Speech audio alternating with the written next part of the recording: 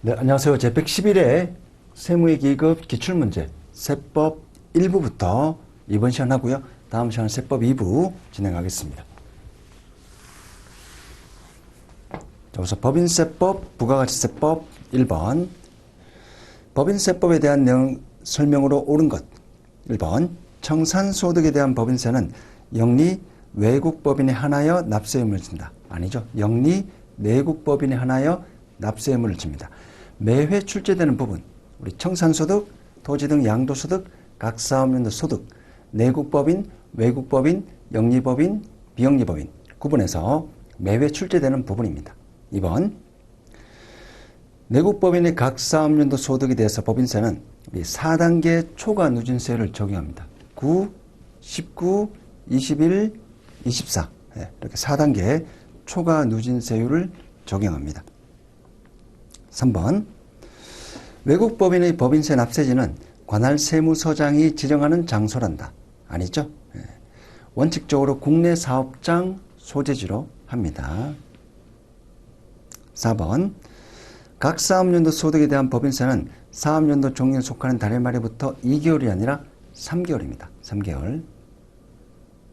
자, 문제 2번 법인세법상 최초 사업연도 개시일에 대한 설명으로 가장 옳지 않은 것. 자, 이번 문제는 조금 지역적인 문제인데 이런 문제 스타일도 따라오만 보시면 될 것 같고요.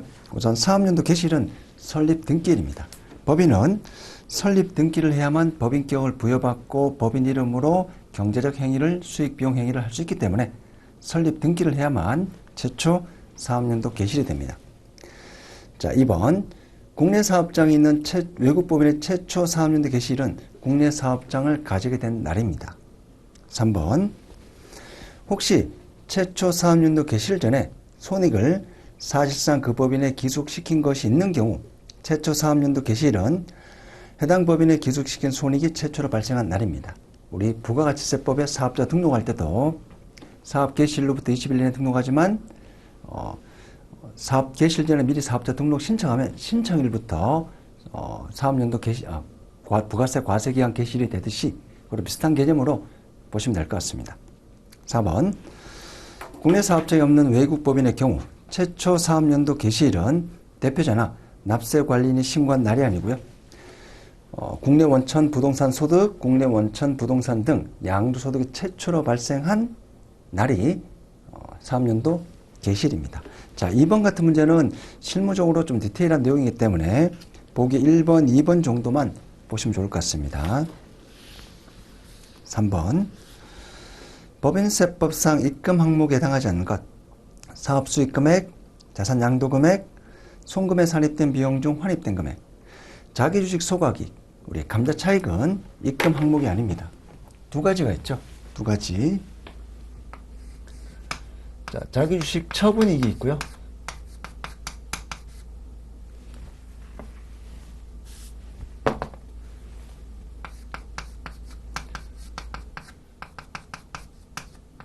자기주식 처분이익은 입금 항목입니다. 입금 항목. 근데 자기주식 소각이익은 입금 불산입 항목입니다. 기업 회계하고 다릅니다. 입금 항목, 입금 불산입 항목.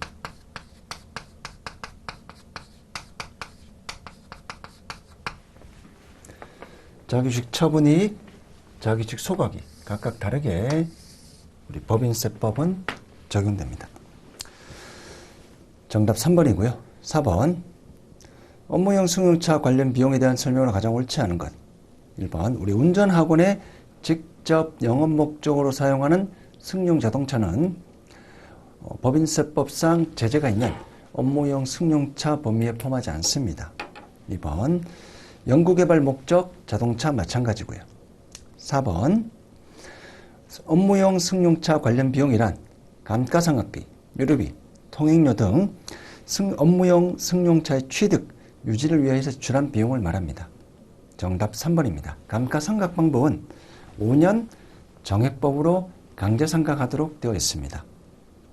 5번 의제배당의 기속시기에 대한 설명을 옳지 않은 것 1번 자본금 감소 등으로 인한 의제배당 주총 등에서 자본금 감소를 결의한 날, 이때가 귀속시기고요. 3번 해산에 의한 의제 배당은 자녀예산가액 확정일입니다. 4번 잉여금의 자본 전입으로 인한 의제 배당은 잉여금 자본 전입을 결의한 날이고요. 우리 합병 분할은 무조건 합병 분할 등기일 기준입니다. 등기를 해야만 법률적인 효력이 있기 때문에 정답 2번입니다. 6번 기업 업무 추진비에 대한 설명으로 옳지 않은 것. 9. 접대비에 대한 내용입니다. 1번 주주나 출자자가 부담해야 할 성질의 기업 업무 추진비를 법인이 지출한 경우 기업 업무 추진비로 보지 않는다. 맞는 내용이죠. 일종의 업무 무관 비용입니다. 주주나 출자자 개인적인 사적 경비를 회사가 지출한 것은 이거는 업무 추진비와 전혀 관련이 없는 업무 무관 비용으로 바로 송금물산입 사회유출. 주주니까 배당. 2번 법인이 그 직원이 조직한 조합, 단체, 복리시설비를 지출한 경우 해당 조합이나 단체가 법인일 때는 이를 기업 업무 추진비로 본다. 맞는 표현이죠. 법인이 아니면 법인의 한 소속으로 보고요. 별도 법인이면 기업 업무 추진비로 보아 한도 시부인 해야 됩니다. 3번 자, 기업 업무 추진비를 금전 외의 자산, 현물로 제공할 경우에는 시가와 장부가액 중 큰 금액으로 산정합니다. 4번 한 차례 접대에 지출한 기업 업무 추진비 중 3만원, 경정 후 20만원 초과인데 증빙 자체가 없습니다. 증빙 자체가 없으면 송금 물산입하고 상여하죠. 상여, 대표자 상여합니다. 자, 우리 기업 업무 추진비 줄여서 업추비라고요. 증빙 자체가 없으면 이거는 완전히 가짜라는 거죠. 증빙이 있는데 법적 증빙 서류가 없으면 직보인 송금물산입이고 기타 사유출 하지만 증빙 자체가 없는 경우에는 바로 대표자에게 책임을 물리겠다는 겁니다. 대표자 상여 소득 처분합니다. 자, 7번 자본금과 적립금 조정 명세에서 을표. 자본금과 적립금 조정 명세에서 을표는 우리 유보입니다. 유보. 회사의 자산부채와 법인세법상 자산부채가 차이 나는 유보. 정답 1번입니다. 8번 송금에 산입할 수 없는 대송금으로 옳은 것. 1번 우리 소멸시효 완성된 외상매출금 미수금. 2번 회수기일이 6개월이 지난 채권 중 채무자별 채권가액 합계액이 30만원 이하인 채권. 3번 부도 발생일로부터 3개월 이상 지난 3개월이나 6개월이죠. 6개월. 중소기업 외상매출금은 6개월 이상 지나야 됩니다. 정답 3번입니다. 파산, 강제집행, 폐지로 회수할 수 없는 채권, 대송금 사유입니다.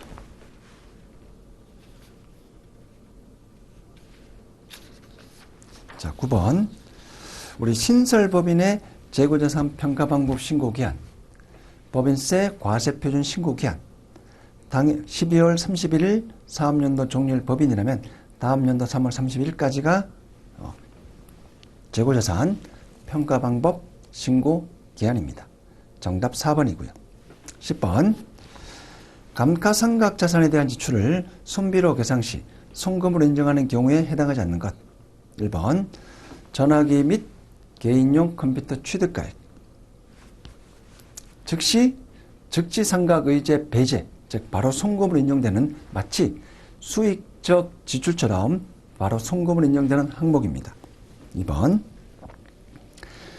대여 사업용 비디오 테이프 및 음악용 콤팩트 디스크로서 개별 자산 간 취득가액이 30만원 미만인 것. 바로 송금 처리 가능합니다. 3번 개별 자산별로 수선비 지출한 금액 600만원 미만인 경우 바로 송금 처리 가능하고요.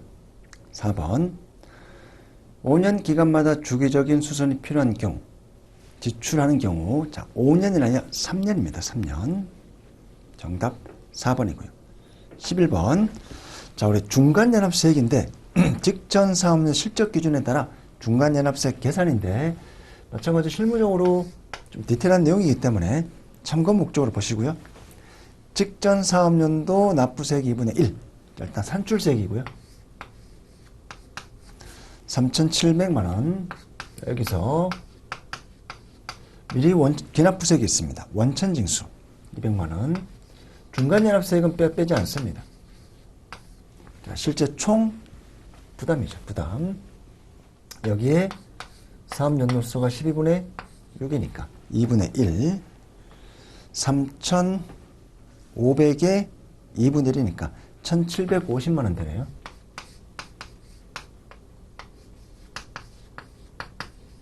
(1,750만원) 정답 3번입니다.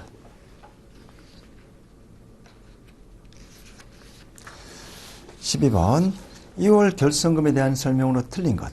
1번 2월 결성금은 공제기간 내 임의로 선택하여 공제받을 수 있다. 아니죠. 순차적으로 차례차례 해야 됩니다. 정답 1번입니다. 자, 24년도 발생한 결성금은 15년간 2월 결성금 공제가 가능합니다. 3번 그리고 공제 한도가 있죠. 중소기업이냐 뭐 아니냐 등등 해서 한도가 있습니다. 4번 그리고 2월 결성금 공제는 원칙적으로 추계 결정이나 경정하는 경우에는 추계를 하는 경우에는 인정받을 수 없습니다. 정답 1번입니다. 자, 13번 수시부가 결정 사유에 해당하지 않는 것. 신고하지 않고 본점 이전하고 사업 부진 기타 사유로 휴업이나 폐업 상태에 있는 경우 조세 포탈할 우려가 있다고 인정되는 상당한 이유가 있는 경우. 자, 이런 부분은 수시부가 사유입니다. 납부할 세액이 없고 결성금이 있는 경우는 수시부가 사유가 아닙니다. 정답 4번이죠. 납부할 세금이 없는데 수시부가 할 실익이 없다는 겁니다. 이제 부가가치세법. 납세지에 대한 설명으로 옳지 않은 것. 자, 납세지는 우리 사업장. 원칙은 부가가치세법은 각 사업장별 과세원칙. 각 사업장이 납세지입니다. 1번. 자, 혹시 사업장별 과세원칙을 채택하지 않고 사업자 단위 과세사업자는 본점, 주사무소 소유지가 납세지가 됩니다. 2번. 사업 관련하여 생산하거나 취득한 재화를 직접 판매하기 위해 특별한 판매시설 갖춘 장소, 우리 직매장이라 부르고요. 사업장이죠. 네. 사업자나 사용인이 상시 주재하여 거래를 행하는 장소, 사업장입니다. 3번. 재화를 보관, 관리할 수 있는 시설만 갖춘 장소, 하치장, 물류창고라고 부르고요. 사업장으로 보지 않습니다. 4번. 재화 수입하는 자의 부가가치세 납세지는 우리 관세법에 따라 수입 신고하는 세간의 소재지가 납세지입니다. 정답 4번입니다. 자, 부가가치세법상 사업자 등록 정정사유 상호 변경 1일 이내. 자, 3번의 상속으로 사업자 명의 변경, 사업의 종류 변경, 최대 주주가 변경되는 경우에는 사업자 등록 정정 사유가 아닙니다. 뭐 대표자가 변경되는 경우, 이런 경우는 있지만 주주가 변경되는 경우에는 사업자 등록 정정 사유가 아닙니다. 우리 법인의 주주는 소유만 하는 거니까. 16번 주식으로 법인을 소유할 뿐이지 사업자하고 관계는 없습니다. 자, 16번 재화의 공급에 해당하는 것은 몇 개인지 고르시오. 상품권의 양도, 담보의 제공, 주식의 양도. 자, 상품권의 양도 과세 대상이 아니고요. 담보의 제공 과세 대상이 아니고요. 주식의 양도도 과세 대상이 아닙니다. 우리 부가가치세법에서는 주식, 유가증권 재화로 보지 않습니다. 건물의 현물 출자와 특허권의 양도가 됩니다. 특허권의 양도. 저작권에 대여는 이거는 용역이죠. 용역. 그래서 크게 우리가 재화가 있고요. 용역이 있습니다. 일반적으로 우리 재화는 소유권을 인도 또는 양도입니다. 그래서 재화가 되려면 소유권 이전이 돼야 됩니다. 부동산 매매. 자, 근데 용역은 대여, 뭐 제공, 이런 개념입니다. 빌려주는 거죠. 그래서 부동산 매매하면 재화의 공급, 부동산을 임대하면 용역의 공급. 건물의 현물 출자와 특허원의 양도는 소유권을 넘기는 겁니다. 재화의 공급입니다. 정답 2번입니다. 17번 면세를 적용할 수 있는 사례. 1번 자, 저술가, 작곡가, 직업상 제공하는 인적 용역, 면세 대상이고요. 국가가 공급하는 자원 또는 용역, 이것도 일정 요건을 충족하면 면세 대상입니다.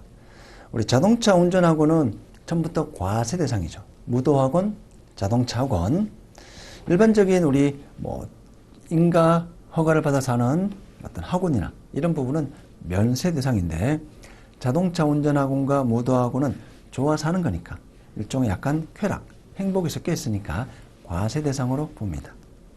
주택임대 면세. 17번의 정답은 3번입니다. 18번 부가세 과세 표준에 포함되는 공급가액에 대한 설명을 옳지 않은 것. 1번 우리 연체이자는 공급이 아닙니다. 소비대차 전환 여부에 관계없이 연체이자는 일종의 손해배상이죠. 자, 손해배상 성격이기 때문에 부가세 전부터 과세상이 아닌 겁니다. 정답 1번이고요.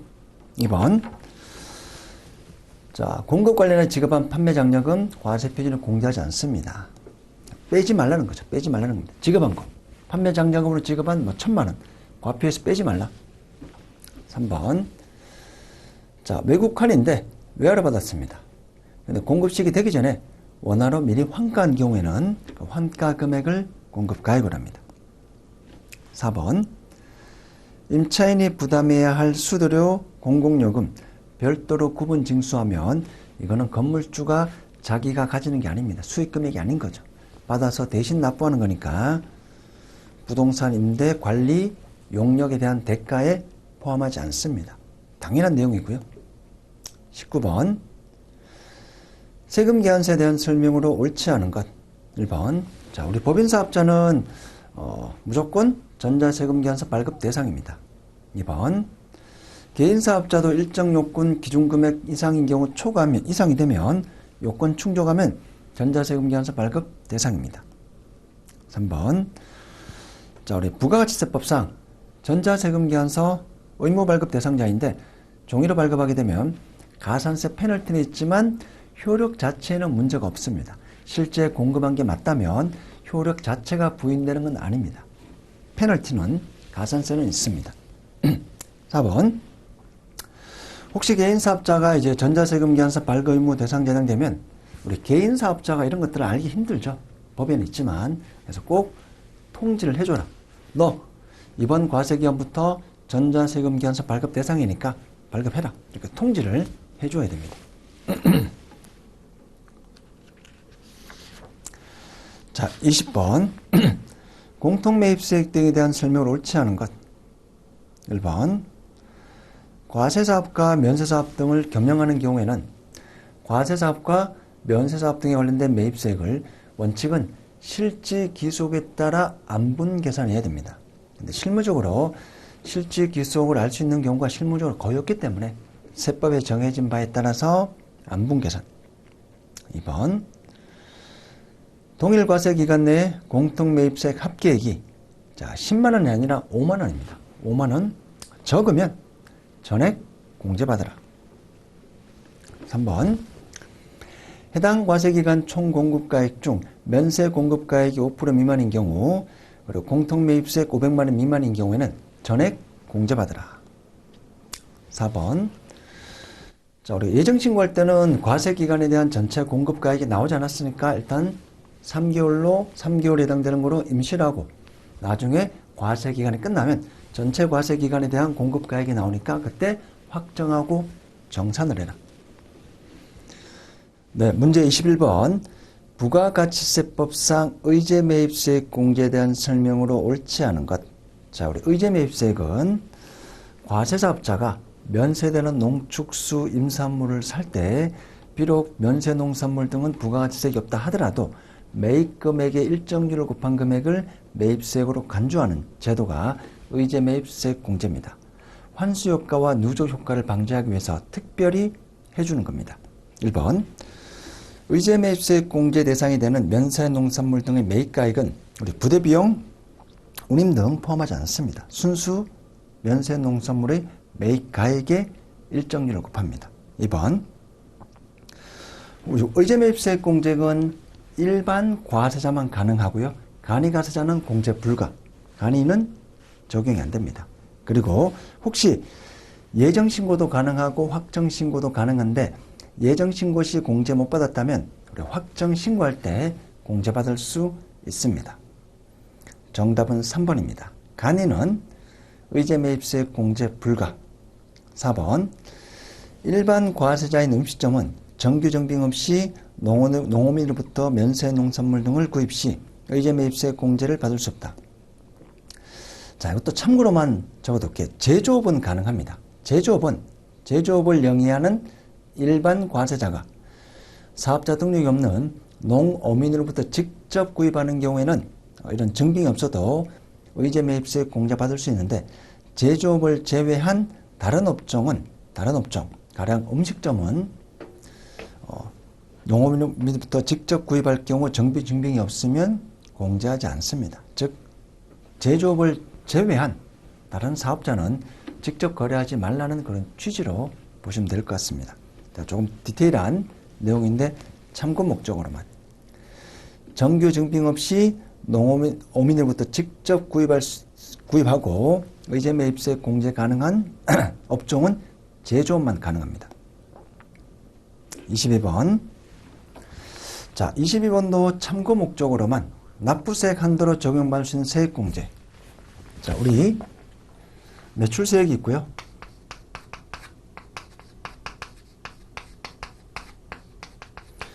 매입세액이 있습니다.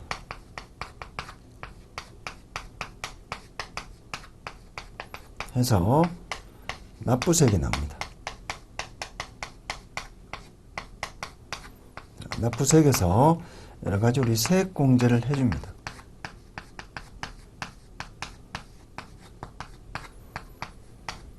그래서 최종 자진 납부세액이 나오죠.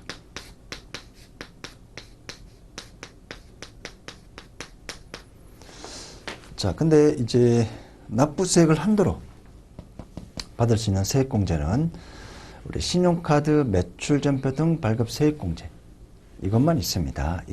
초과하면 없는 거로 봅니다. 참고 목적으로만 보시고요. 그리고 대손세액 공제는 재고매입세액은 여기서 공제받고요. 대손세액 공제는 매출세액에서 공제하는 거죠. 그래서 정답은 1번입니다. 참고 목적으로만 보시면 좋을 것 같습니다. 자, 23번. 우리 부가가치세 환급. 일반 환급이 있고요. 조기 환급이 있습니다. 영세율을 적용받는 경우, 영세율, 재무구조 개선계획, 사업세별 신설 취득 확장 세 가지 요건인 경우에는 조기 환급 가능합니다. 그리고 조기 환급은 이제 15일입니다. 15일. 매월, 매 2월 예정신고, 확정신고. 그러니까 20일이 아니라 15일 이내에 환급을 해줘야 됩니다. 정답 2번입니다. 3번 재무구조 개선계획 가능하고요. 자, 일반 환급은 확정신고 기한이 지난 후 30일 이내에 환급을 해줍니다. 일반 환급은 확정신고할 때만. 24번. 자, 가산세에 대한 설명 옳지 않은 것 1번. 가공수치 가공발급은 우리 부가가치세법에 따른 가산세 최고세율 3% 적용합니다. 3번에 부동산 임대 공급 가입 명세서 미제출하면 1%. 사업자 등록 미등록 가산세가 적용되면 매출처별 합계표 불성실 가산세 중복이기 때문에 적용하지 않습니다. 정답은 2번이고요. 원래 타인명의 등록 가산세가 있는데 본인 명의라고 타인 명의를 하는 경우 1% 가산세가 있는데 배우자는 제외합니다. 또 참고로만 보시겠습니다. 타인에는 배우자는 제외합니다. 가족이니까. 25번. 부가가치세법상 간이가세자에 대한 설명으로 가장 옳지 않은 것. 1번. 자, 간이가세가 적용되지 않는 다른 사업장을 보유하고 있는 사업자. 즉, 일반 과세자 사업장을 보유하고 있으면 새로 신설하는 모든 사업장은 간이를 적용받을 수 없습니다. 2번 간이가 자가 수출한 재화의 경우에는 영세율 적용받을 수 없다. 아닙니다. 간이도 수출 영세율 가능합니다. 3번 해당 사업자와 관할 세무서장은 간이가세자에 관한 규정이 적용되거나 적용되지 아니 되는 과세기간 개시 20일 전까지 그 사실을 통지를 해줘야 됩니다. 4번 자, 혹시 나 간인데 간이 포기하고 일반을 적용하겠다. 그러면 적용받으러 가는 달의 전달 마지막 날까지 포기 신고를 해야 됩니다. 정답은 2번입니다. 자, 이렇게 해서 우리 111회 세무의 2급 법인세법, 부가가치세법 각 파트별로 한두 문제 정도는 조금 디테일한 지역적인 내용이 있는데 뭐 이런 부분은 매회 시험에 나오는 거니까 우리 기출문제 통해서 참고 목적으로만 이런 거 있다 정도 보시고요. 실무적으로 디테일한 내용이니까 있다 정도 보시고 정규 이론 내용 위주로 보시면 학습하시면 될 것 같습니다. 자, 그래서 세무에게 세법 제1부 마치고요. 다음 시간에 세법 2부 진행하겠습니다.